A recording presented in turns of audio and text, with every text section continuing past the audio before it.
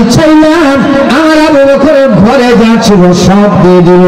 নবী বলেন, আবু বকর ঘরবাসীর জন্য কি রেখে এসেছো? আবু বকর বলে,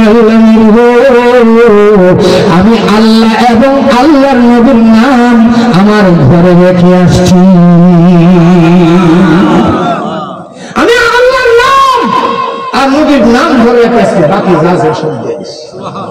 আল্লাহ রাসূল তোমরা তো বড় কিছু আছে, অর্ধেক কিছু অর্ধেক রয়েছে, আর আমার আবু বকর সবই দিয়ে দিচ্ছে। যদিও পরিমাণে কম, তারপরও ঘরে সব দিয়ে দিছে। তোমরা যদিও পরিমাণে বেশি, তারপর অর্ধেক হতে পারে না। আবু বকর গিয়া ঠকসানা দিচ্ছে আরো জোরে। কিতাবের মধ্যে আসছে আবু বকর সিদ্দিক সহ সাহাবায়ে কেরাম নবীর সামনে হাজির। আল্লাহ নবীর সাহাবায়ে কেরামের সামনে নসিহত করতেছে।